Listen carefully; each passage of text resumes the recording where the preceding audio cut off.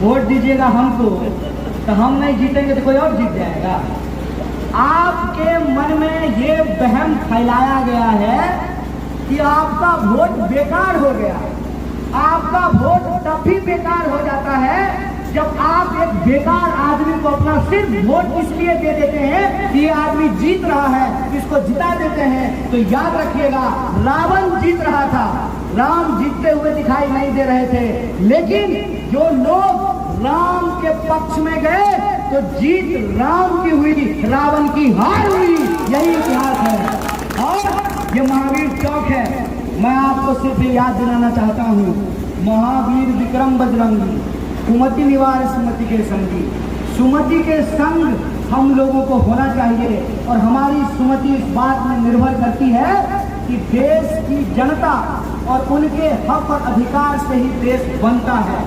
देश के नाम पर देश की संपत्ति जो दोस्तों को बेचने की साजिश चल रही है, उसको हमको नाकाम करना पड़ेगा। दुकानदार साथी जो अपनी अपनी दुकानों से हम लोगों को सुन पा रहे हैं, आप सबका मैं शुक्रगुजार हूँ। आपको बहुत बहुत आभार व्यक्त करता हूँ कि आपके बीच यहाँ आने का मौका मिला है। संग्रामपुर की ये ऐतिहासिक धरती है, ये महावीर चौक है और आप सबके बीच में यहाँ आकर के अनुग्रहित महसूस कर रहा हूँ। बिना किसी औपचारिकता के सीधे मैं आपसे कुछ बात कहना चाहता हूँ और मेरे पास ऐसी कोई कहानी नहीं है जो आप हमसे बेहतर नहीं जानते हैं। हम बेगूसराय से हैं, हमारा पुराना जिला मुंगेर है, तो जो लोग अभी भी मुंगेर में हैं उनके बीच में आकर के मैं ये तो दावा नहीं कि मैं मुंगेर को ज़्यादा जानता। आप इस इलाके के एक एक गली से वाकिफ हैं। जो विधानसभा है तारापुर, इसके 41 पंचायत से आप लोग वाकिफ हैं। तो मैं यहाँ आकर के हाथ में माइक लगा लूँ और टेबल लगा करके खड़ा हो लूँ तो मैं ज़्यादा काबिल हो जाऊँगा, ऐसा तो नहीं है। आप सब लोग जानते हैं कि आपकी समस्या क्या है। बस मैं आपके साथ एक सरोकार साझा करने के लिए आया हूँ। सरोकार क्या है? मेरे बिल्कुल आंख के सामने एक मुस्कुराता हुआ चेहरा है बाबा जी का। बाबा जी कहते थे, मैं याद दिला रहा हूँ बस, कि काला धन आएगा तो पेट्रोल 30 रुपये लीटर बिकेगा। काला धन आया कि नहीं आया नहीं मालूम, लेकिन पेट्रोल 100 रुपये लीटर जरूर पार चला गया है। और पेट्रोल छोड़िए, मुझे याद है कि जब लोग गाड़ी खरीदने के लिए जाते थे तो कहते थे कि पेट्रोल इंजन मत खरीदो, बहुत महंगा पड़ेगा, डीजल ले लेते हैं। आज डीजल और पेट्रोल बराबर हो गया है। ऐसा महसूस होता है कि पेट्रोल डीजल को पेट्रोल पंप पे कह रहा हो, चलो दिलदार चले 100 के पार चले। ये मुद्दा है, ये मुद्दा है जिससे आप रोज बरोज जूझते हैं। दूसरा मुद्दा है, आपको बस मैं याद दिला रहा हूँ, ऐसा नहीं है कि आप जानते नहीं। दूसरा मुद्दा है कि देश अभी भी कोरोना से जूझ रहा है और कोरोना की मार सबसे ज्यादा अगर किसी पे पड़ी है तो दुकानदारों पे पड़ी है। इसको कहते थे कि ये त्योहारों का सीजन है। दुर्गा पूजा समाप्त हुआ है, दीपावली आएगा, रंग पेंट होता था दुकान में, लक्ष्मी जी की पूजा होती थी, बिक्री बढ़ता था, सोना चांदी, धनतेरस, छठ पूजा। आप सब जानते हैं कि आज बाजार की हालत क्या है। लोगों की खरीदने की क्षमता कम हो गई है। जब लोगों की खरीदने की क्षमता कम होगी तो स्वाभाविक रूप से दुकानदारों का बिक्री घट जाएगा, और दुकानदार का बिक्री घट जाएगा तो बेचा गया है कोटा पढ़ने के लिए, उसका फीस कहाँ जाएगा? और बेटा जो कोटा में पढ़ रहा है उसको इंजीनियरिंग करवाने के लिए 10 लाख रुपया खर्च होगा, और 10 लाख खर्चा करके नौकरी मिलेगा 15,000 का ठेना सरफ बेचने का। यही हो रहा है ना। ये मुद्दा ये है कि बिहार में चुनाव हो रहा है। एक तो चुनाव बड़ा मजेदार चीज होता है। ऐसा मेला होता है कि गुपचुप का भी दुकान है, मुड़ी कचरी भी मिल रहा है, तार वाला झूला भी है, तरह तरह के प्राणी आपकी गलियों में नजर आ रहे हैं। ऐसा लगता है कि पूरे बिहार की राजनीति तारापुर के गलियों में घूम रही है। कोई गली में आप नजर उठा करके देख लीजिए, संभाल के पान खा करके थूकिएगा, नहीं तो किसी मंत्री के कुर्ता पे गिर जाएगा। इतना नेता घूम रहे हैं। ठीक बात है, लोकतंत्र एक महापर्व है। लोग आपकी गलियों में आए हैं, चांद की तरह आपको दीदार दे रहे हैं, तो आप भी उनसे कुछ अपना सवाल पूछ लीजिए ना। उनसे पूछिए ना कि रे भाई बहुत हो गया, मंदिर मस्जिद बहुत हो गया, जात धर्म बहुत बतिया ली, ये बताओ कि इस इलाके के पहले विधायक, बिहार के पहले मुख्यमंत्री श्री बाबू हुए थे, उन्होंने जो काम कर दिया उसके बाद सब काम तमाम कैसे हो गया। ये मुद्दा है। मुद्दा ये है कि आज आप हमारे बीच में आए हैं मंत्री जी, स्वागत है आपका। मैं पान तो पान का डंकियों लेकर के आपका स्वागत करेंगे, लेकिन ये बताइए कि जब हम मर रहे थे कोरोना से, दुकानदार का धंधा चौपट हो रहा था, जिनको कोरोना की बीमारी हो गई, एम्बुलेंस नहीं, एम्बुलेंस मिला तो अस्पताल नहीं, अस्पताल मिला तो बेड नहीं, बेड मिला तो ऑक्सीजन नहीं, ऑक्सीजन मिला तो दवाई नहीं। तब कहाँ थे? हजार हजार किलोमीटर पैदल चल करके बिहार के लोग जो विवश हैं, पढ़ने के लिए बाहर जाना है, काम करने के लिए बाहर जाना है, इलाज के लिए बाहर जाना है, ये सब छोड़िए। यार दोस्त मैदान का ब्याह होता है तो हनीमून मनाने भी बाहर जाना पड़ता है। काहे भाई? क्यों नहीं कोई खड़गपुर का झील घूमने के लिए आएगा? क्यों नहीं जो मुंगेर की चट्टानों पे कोई रिजॉर्ट बनाया जाएगा? ये हमारा मुद्दा है। लेकिन इस मुद्दे से ध्यान भटकाने के लिए तमाम तरीके का प्रयोजन किया जाता है। मैं आपके बीच ध्यान भटकाने के लिए नहीं आया हूँ। मैं समझता हूँ कि आपकी जिंदगी और हमारी जिंदगी एक जैसी है, तो हमारा मुद्दा और आपका मुद्दा एक होना चाहिए। चुनाव अगर हो रहा है और हमको अगर अपने प्रतिनिधि को चुनना है तो हमको अपने मुद्दों पे विचार करना पड़ेगा।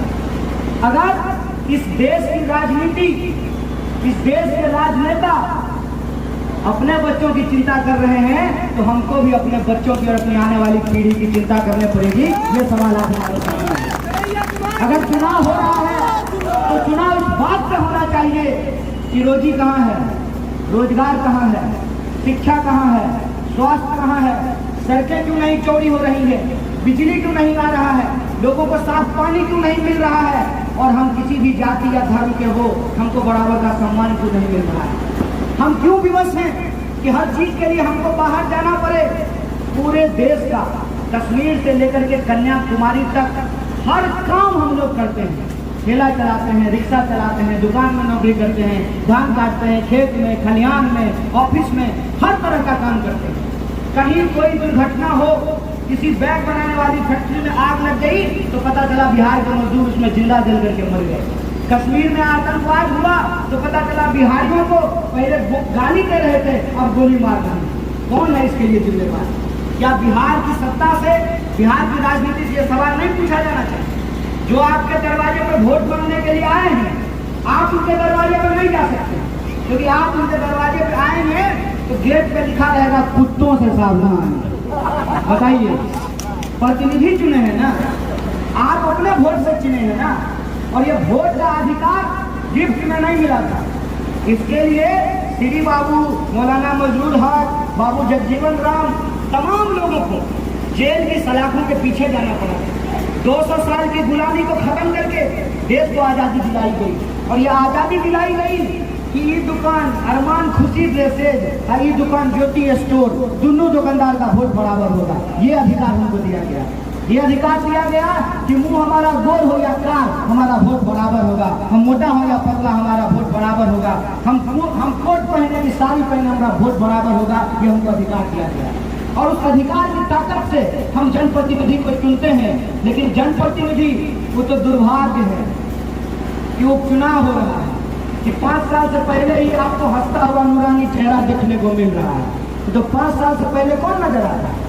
और आप उनके पास जाइएगा तो गेट पे लिखा मिलेगा कि कुत्तों से सावधान। तो आपके मन में विचार आना चाहिए कि अपने वोट के बराबरी के अधिकार से हमने जनप्रतिनिधि चुना था कि कुत्ता चुना था। ये विचार आपको सुनना चाहिए। ये जो परिस्थिति आज देश के सामने है, इस पे विचार करना जरूरी है।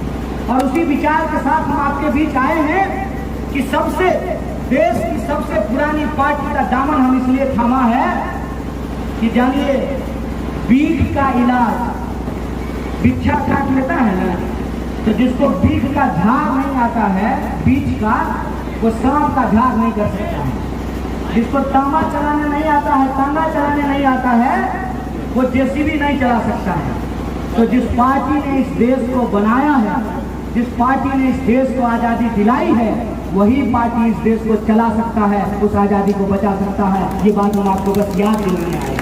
और आप तो उस गौरवशाली धरती के लोग हैं जहाँ श्री बाबू की कर्म भूमि है, जहाँ राजेंद्र बाबू की कर्म भूमि है, बनारसी बाबू की कर्म भूमि है। आप उस धरती के लोग हैं और उस धरती के लोगों को हमको ये कहने की जरूरत नहीं है। ऐसा नहीं है कि राजेश बाबू आज आपके बीच में आए हैं, निर्दलीय चुनाव लड़े थे ना, 10,000 वोट आया था, और युवाओं का संघ बना करके महिलाओं को, लड़कियों को, बुजुर्गों को, नौजवानों को मदद कर रहे हैं, नहीं कर रहे हैं?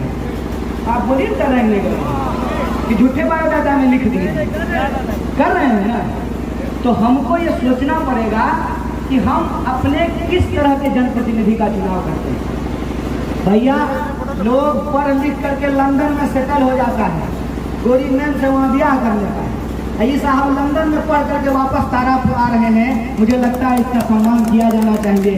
अगर हम पढ़े लिखे जनप्रतिनिधि का चुनाव करेंगे तो उससे हम अच्छी चीजों का उम्मीद कर सकते हैं।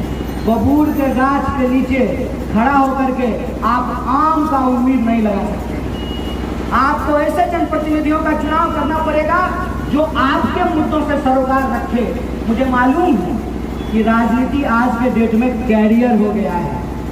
जिनके लिए राजनीति कैरियर है उनके लिए कैरियर है, लेकिन आपके लिए राजनीति नमक से लेकर के तेल तक, रोजी से लेकर के रोटी तक, कपड़ा से लेकर के मकान तक, सड़क से लेकर के बिजली तक, हर चीज को तय करती है राजनीति। अगर हर चीज को राजनीति तय करती है और इस देश के अगर राजनीतिक नेताओं को अपना कैरियर चुनने का अधिकार है, तो आपको भी अपने कैरियर के लिए और अपने पीढ़ी के भविष्य के लिए आपको अपनी राजनीति चुनने का अधिकार है। और ये अधिकार आपको इस देश का संविधान देता है। इसीलिए मैं आपसे आग्रह करने आया हूँ कि तारापुर विधानसभा इस बार बिहार में जोरन का काम कर सकता है।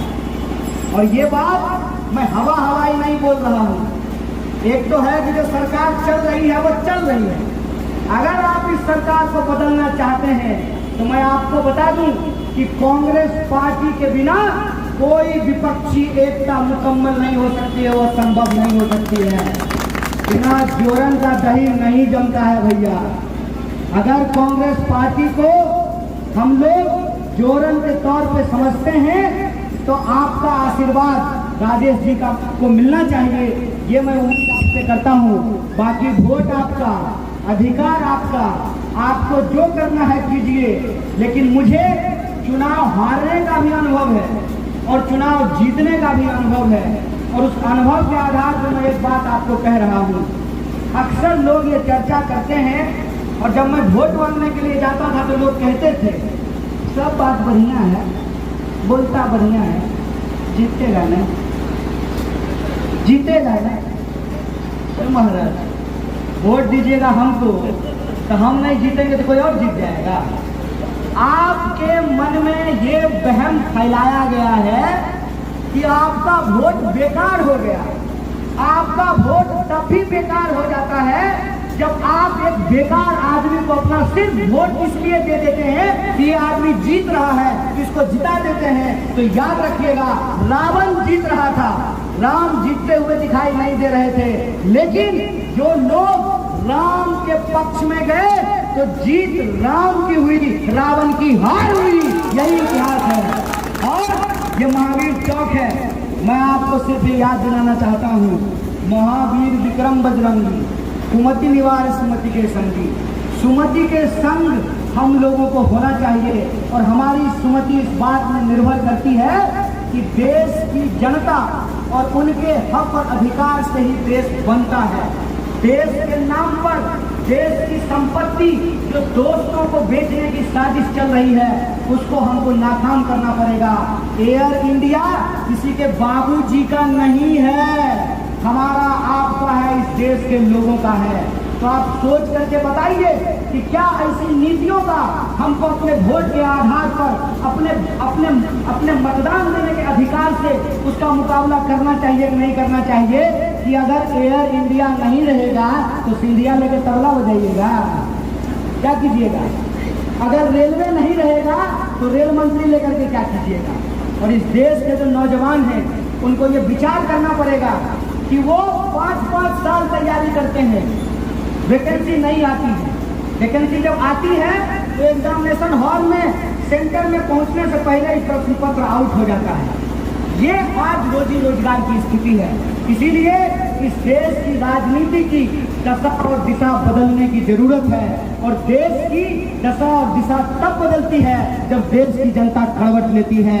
आप बदलाव का कड़वट लीजिए और हमको पूरा भरोसा है कि तारापुर की ऐतिहासिक धरती, संग्रामपुर की यह धरती इस बार कड़वट लेगा, इतिहास बनेगा और बदलेगा। इसी उम्मीद के साथ आप तमाम लोगों को धन्यवाद कहते हुए अपनी बात को खत्म करता हूँ। शुक्रिया।